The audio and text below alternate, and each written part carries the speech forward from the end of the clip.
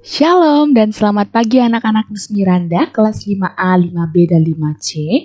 Bagaimana kabarnya hari ini? Semoga anak-anak Miss tetap dalam keadaan sehat dan penuh semangat untuk melanjutkan pembelajaran tematik kita ya Nak ya. Nah, sebelum kita melanjutkan materi kita, mari kita berdoa terlebih dahulu.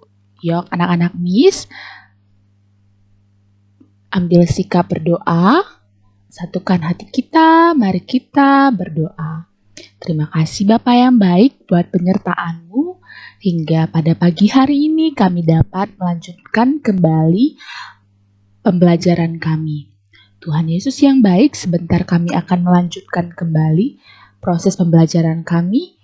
Kiranya Engkau berkati kami, mampukan kami untuk memahami, menyimak, mendengar, dan melihat materi yang guru sampaikan kepada kami. Inilah doa dan permohonan kami.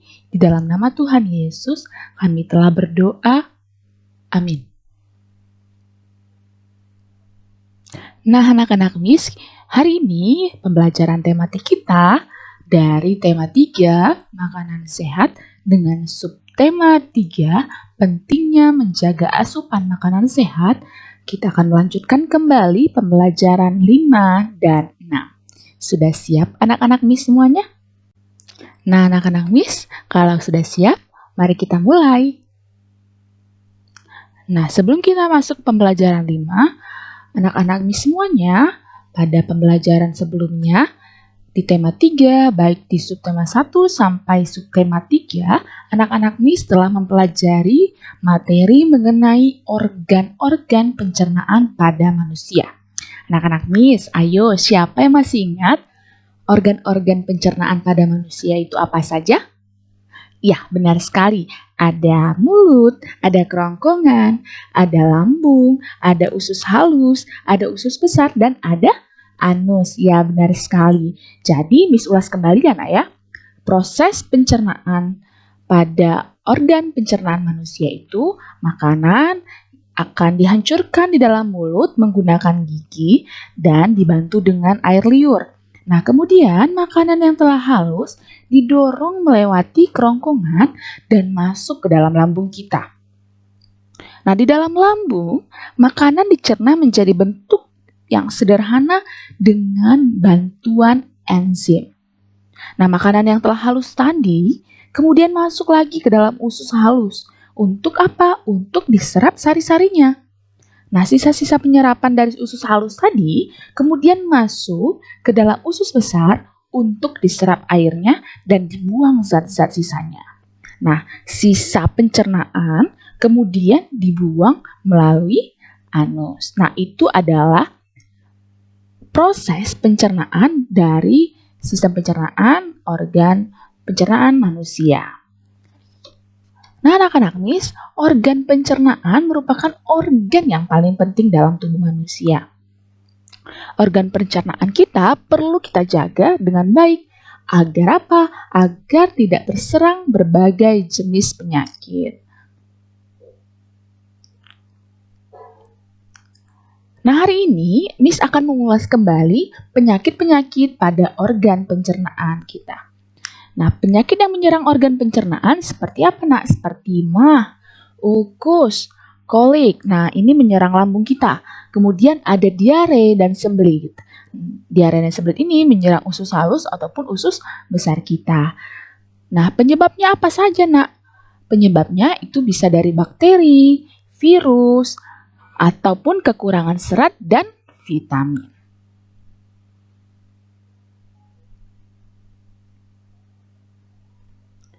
Nah, bagaimana cara memelihara organ pencernaan kita?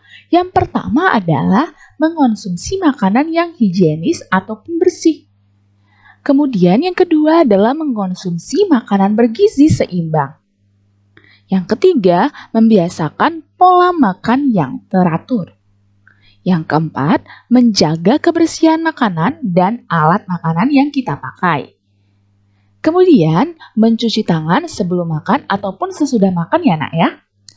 Selanjutnya, cara memelihara organ pencernaan kita adalah dengan mencuci bahan makanan sebelum dimasak. Kemudian, mengonsumsi makanan yang mengandung banyak serat seperti buah dan sayur. Dan yang terakhir adalah mengurangi makanan yang mengandung pengawet dan pewarna buatan. Nah, ini adalah beberapa cara kita memelihara organ pencernaan kita. Nah, anak-anak Miss, kita dapat memberitahukan info ini tentang bagaimana cara memelihara organ pencernaan kepada seluruh masyarakat dengan cara membuat iklan. Nah, anak-anak Miss, masih ingat apa itu iklan? Ya, benar sekali. Iklan adalah suatu pesan tentang barang ataupun jasa yang dibuat seseorang ataupun perusahaan dan ditujukan kepada masyarakat.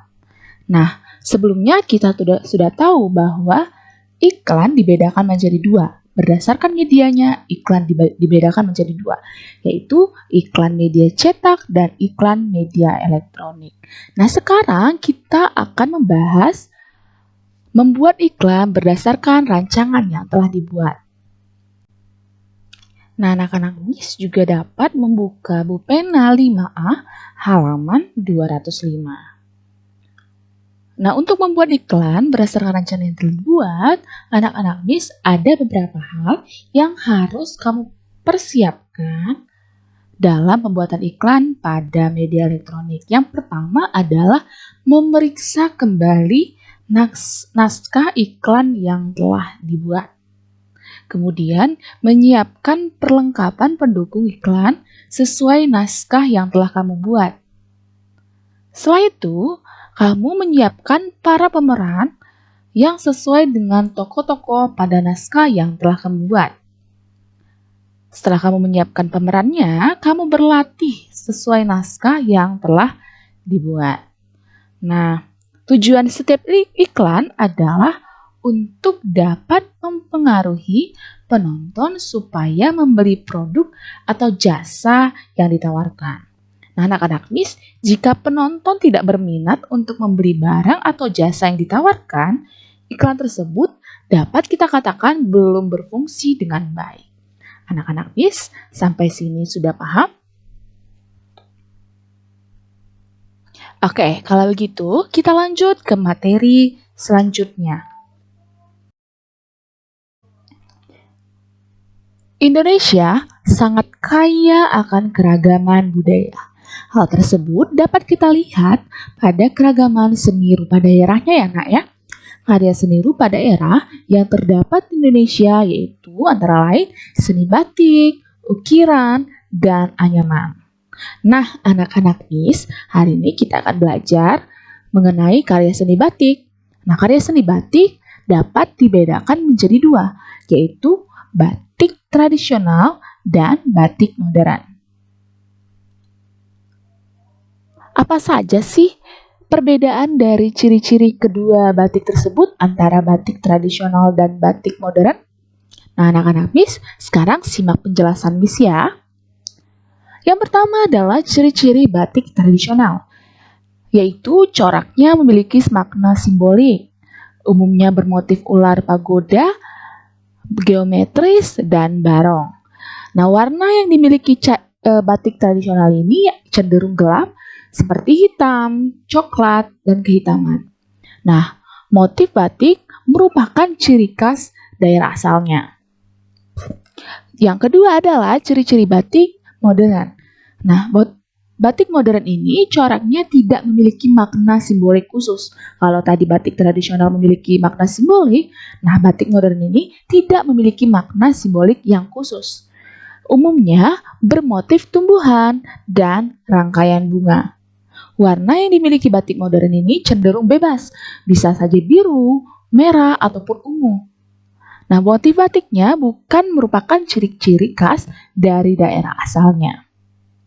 Nah, inilah perbedaan ataupun ciri-ciri batik tradisional dan batik modern. Anak-anak Miss juga dapat melihat penjelasannya pada buku pena 5A halaman 206. Nah, ini adalah gambar contoh batik modern dan batik tradisional.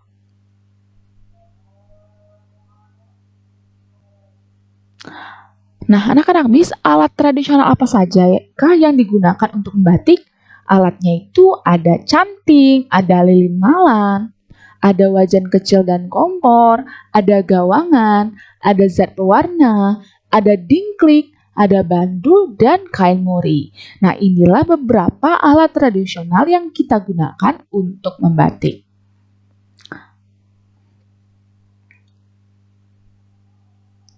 Nah, dalam pembuatannya, batik memiliki beberapa teknik yang dapat digunakannya, nak.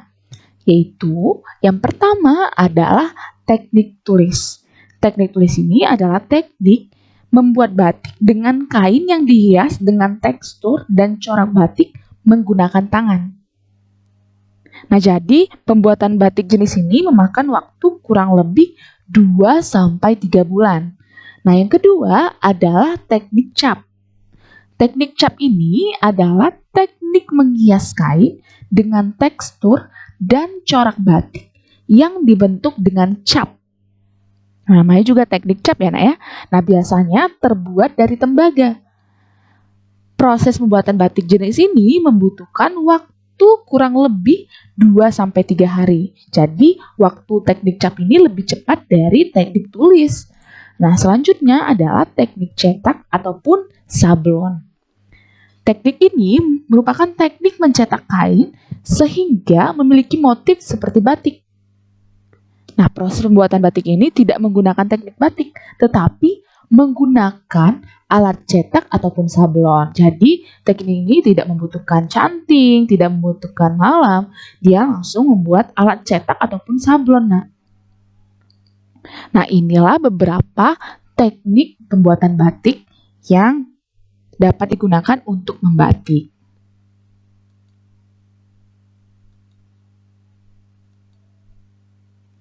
Nah, selanjutnya kita masuk ke pembelajaran 6. Materi hari ini mengenai memperagakan iklan yang telah dibuat.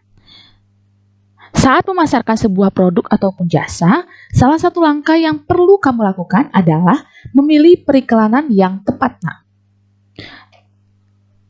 Nah, berikut ini hal-hal yang harus kamu perhatikan sebelum memasang dan menampilkan iklan. Yang pertama, iklan harus dipasang tepat pada sasarannya.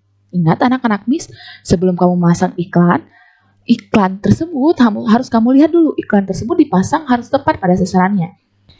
Kemudian, memilih media yang paling cocok untuk iklan yang telah dibuat.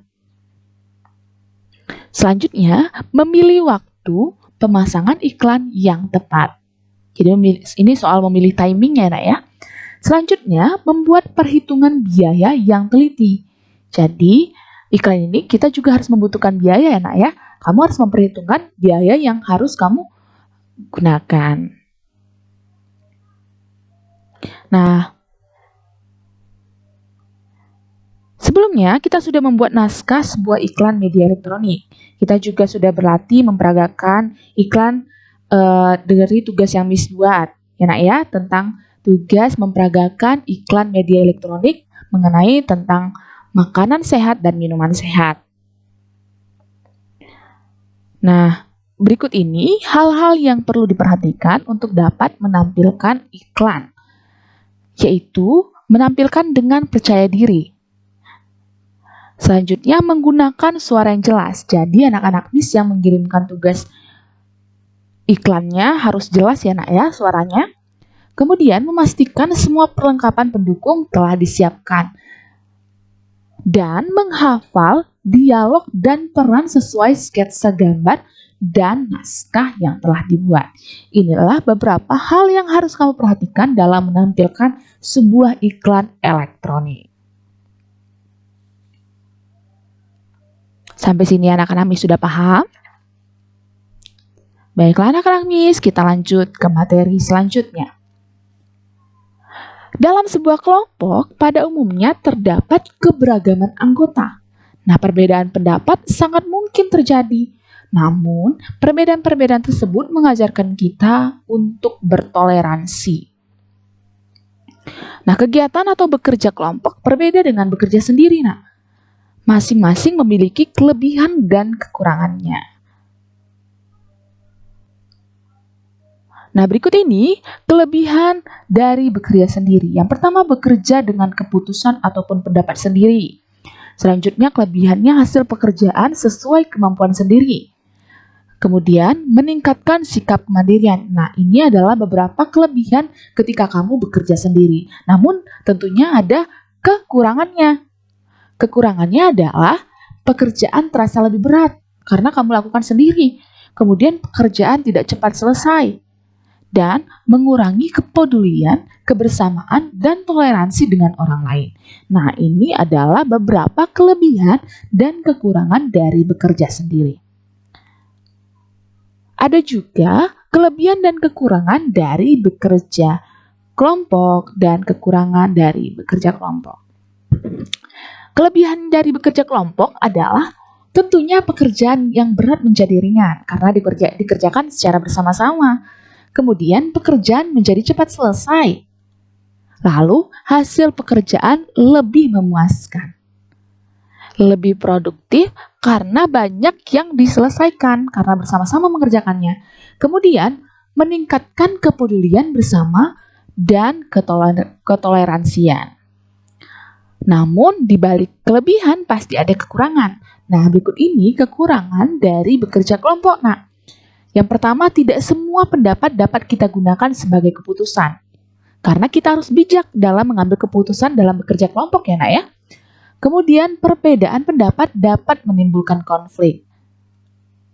Jika tidak kompak, pekerjaan hanya diselesaikan satu atau beberapa anggota saja.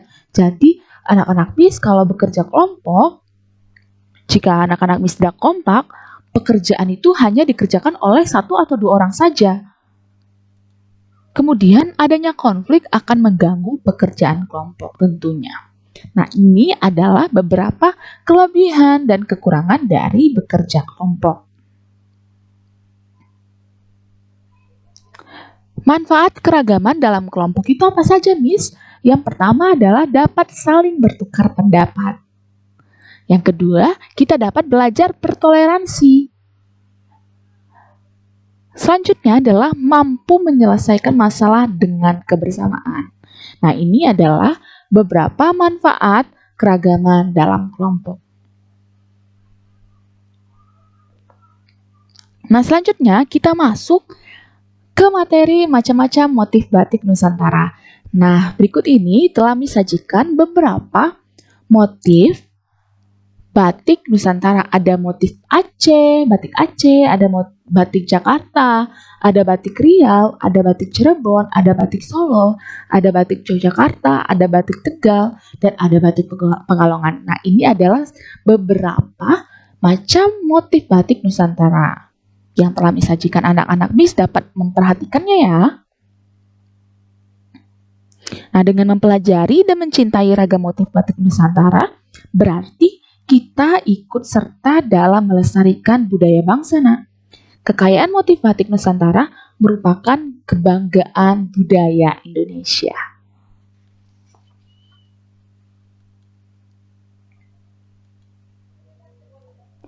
Nah, bagaimana sih langkah-langkah membuat batik pada kertas? Yang pertama adalah kamu menyiapkan alat dan bahan seperti kertas gambar, pensil, penggaris, spidol, dan tentunya alat mewarnai. Kemudian kamu membuat pola seperti garis-garis ataupun kotak-kotak. Lalu memberi tambahan motif. Selanjutnya, setelah kamu memberi tambahan motif, kamu tebalkan garis menggunakan spidol hitam dan mewarnai pola motif batik. Nah, anak-anak MIS, di sini disediakan cara menggambar motif batik pada kertas. Nah, silakan anak-anak MIS lihat ya.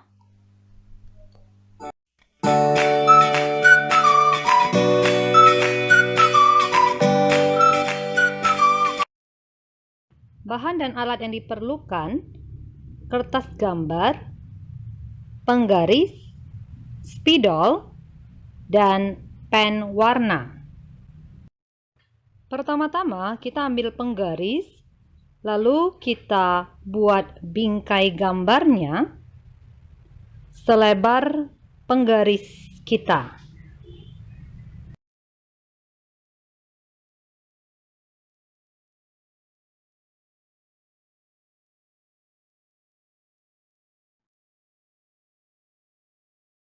Lalu kita buat pola awalnya dengan garis miring. Jadi lebarnya selebar penggaris kita.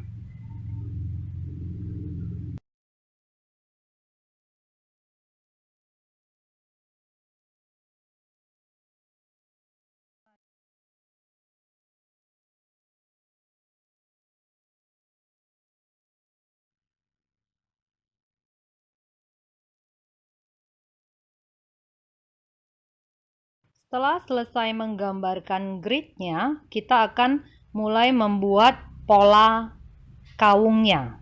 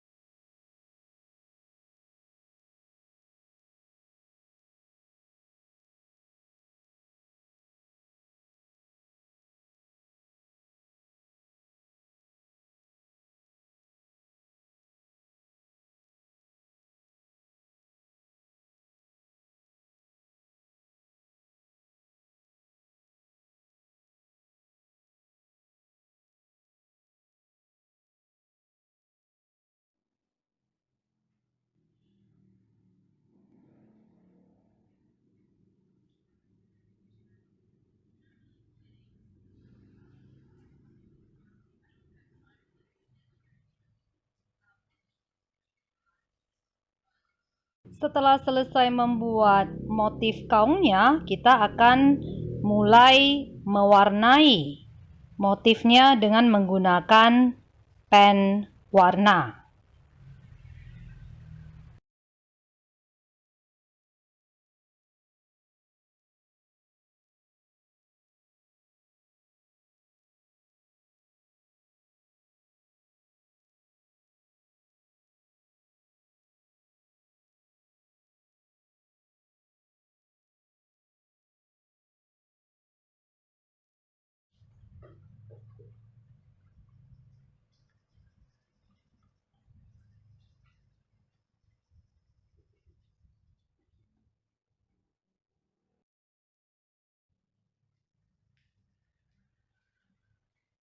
Jadi beginilah hasilnya setelah kita selesai mewarnai motif kaung yang telah. Baiklah anak-anak Miss, tadi kita sudah membahas mengenai pentingnya organ pencernaan kita, penyakit yang ada pada organ pencernaan kita, dan bagaimana cara memelihara organ pencernaan kita. Lalu kita sudah membahas mengenai iklan media elektronik dan bagaimana menyampaikan iklan media elektronik yang menarik. Dan beberapa macam motif batik Nusantara.